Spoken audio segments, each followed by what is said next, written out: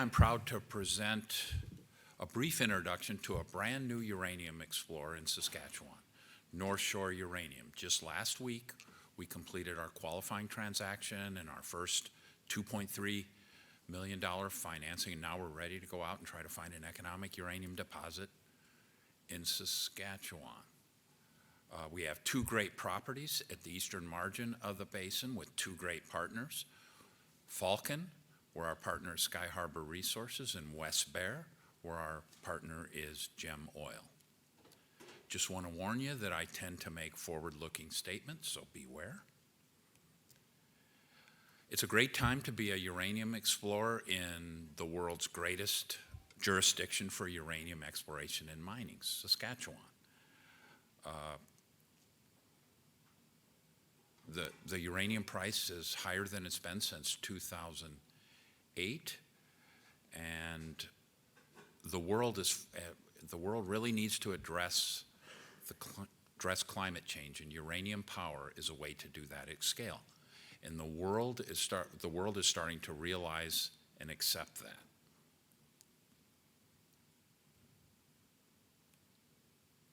We have a great team, which is led by me.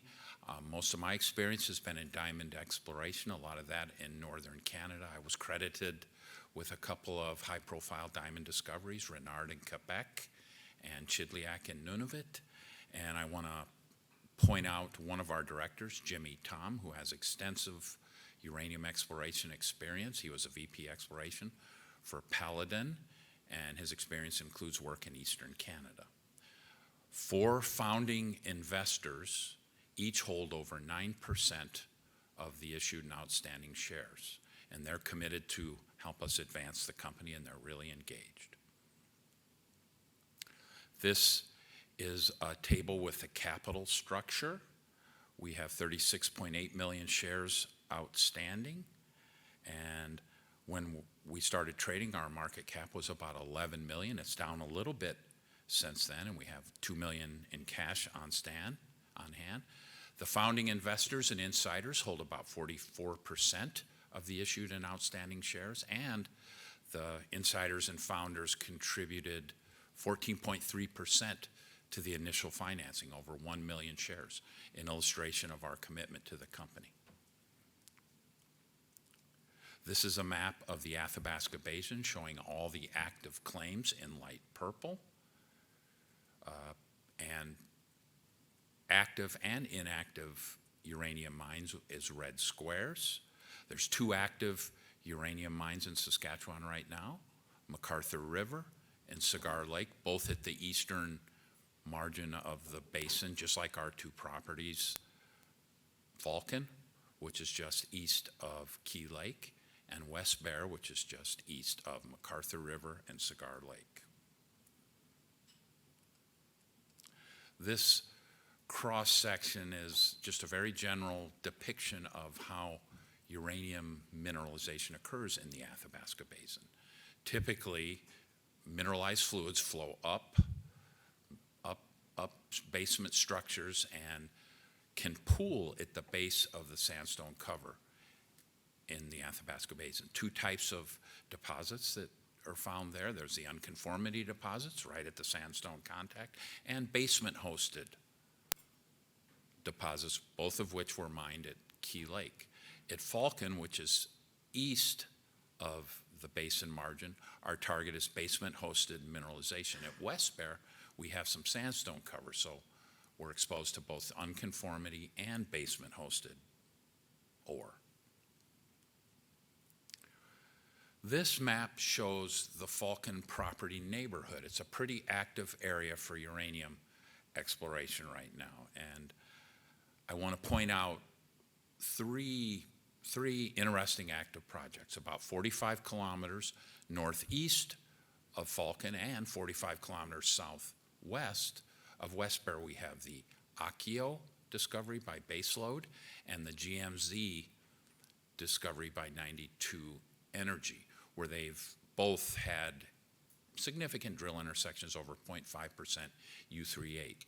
Just this morning, 92 Energy announced a new discovery right 300 meters away from GMZ, where they have a number of hits over 0.1% uranium and a half-meter intersection with 3.8% copper. It's a real, that discovery is a real illustration of how you look for these things. Requires real detailed geophysical interpretation. And just like John, I'm going to refer to Ray Ashley's talk yesterday, where he talked about Fission 3's new discovery on their PLN property at the western margin of the basin, or at the western edge of the basin. His talk was really a tutorial on how you look for uranium deposits in the Athabasca Basin. He described tweaking ground and airborne geophysical data and adjusting the angles of drill holes. And after his talk, I thought of one word: persistence. Persistence is really required to find these things. Another deposit that I'll mention is the Fraser Lakes B Zone, which is just east of our property. It's held by Sky Harbor and Tisdale Clean Energy. And there's a 7 million pound uranium resource.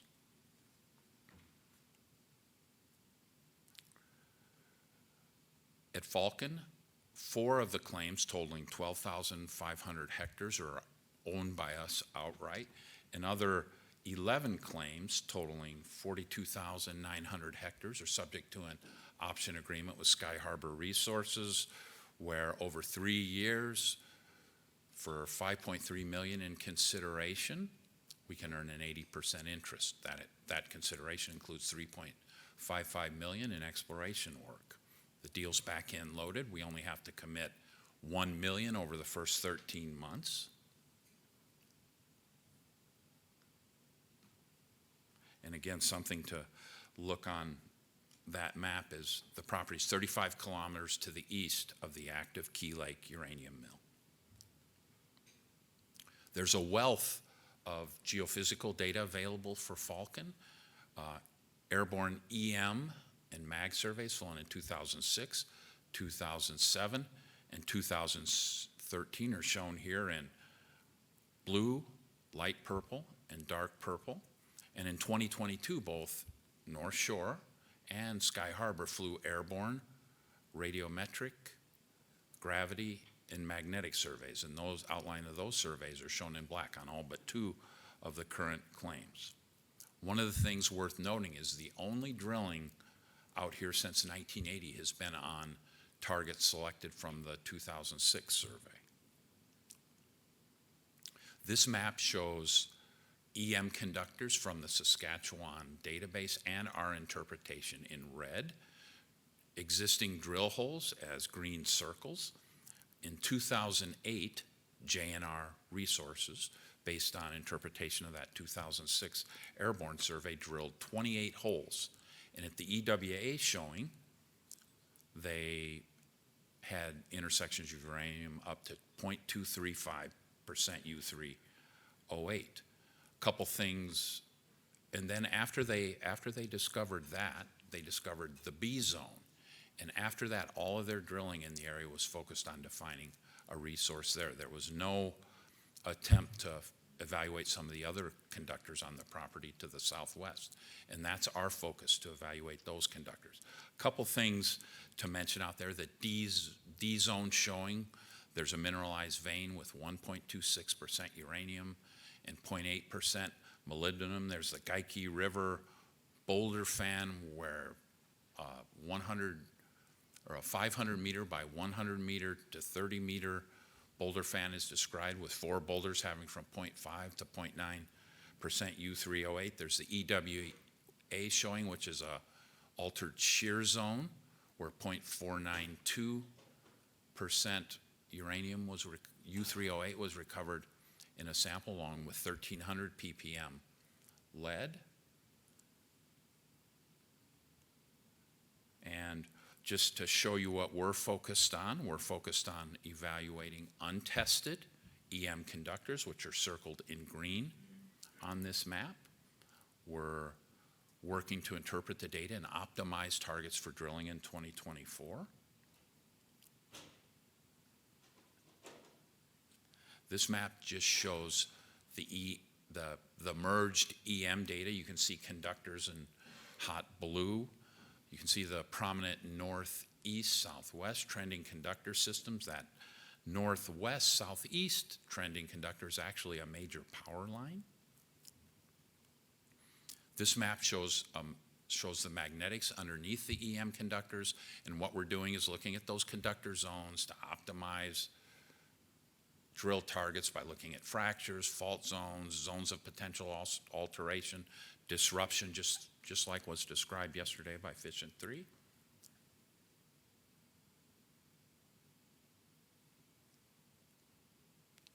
And in 2022, on our 100% owned claims, we flew a gravity magnetic radiometric survey. We had Earth field technology look at the data using both the geophysical data and structural interpretation, and they picked 24 uranium prospect areas, shown in green on this map.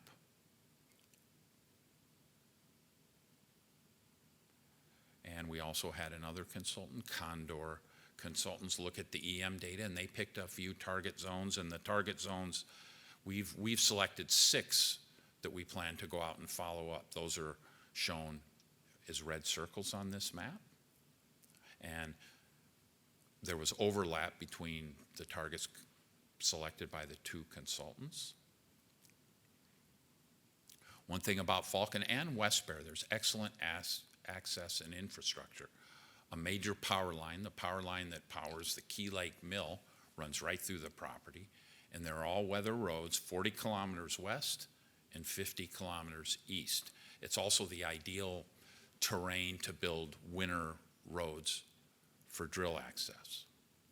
And it's worth mentioning that the drill program we're planning on our Sky Harbor option claims this winter, Sky Harbor has an existing permit to drill, which is very important out here. So now we'll move 90 kilometers to the northeast to West Bear, shown here in orange.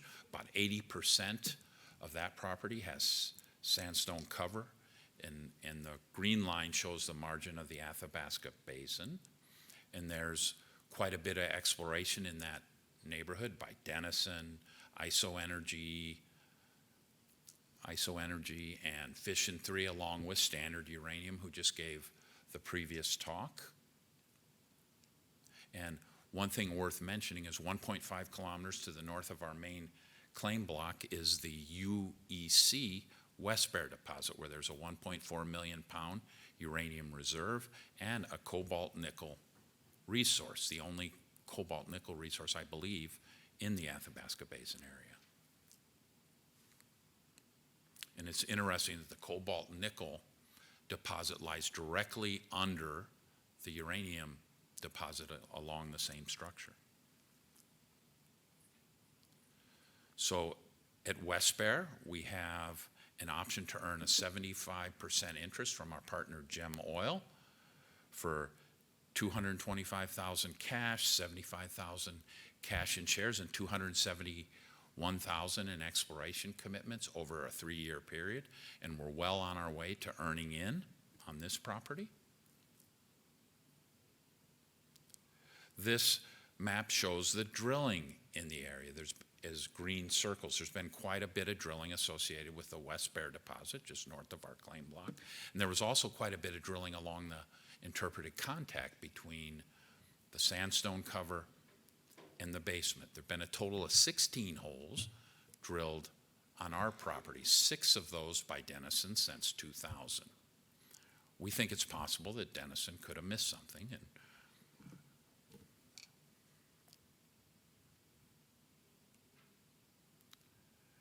like Falcon, in 2022, we flew an airborne gravity, mag, and radiometric survey. And this is a map of the gravity, and blue represents gravity lows, which can represent alteration zones associated with uranium mineralization. Interpreting all the data, the EM, the magnetics, the geology, looking at the trend from the known West Bear deposit to the northeast, we selected 3 target zones for initial investigation. Those are outlined in red, and it's worth noting there's been no drilling on the western half of the West Bear property.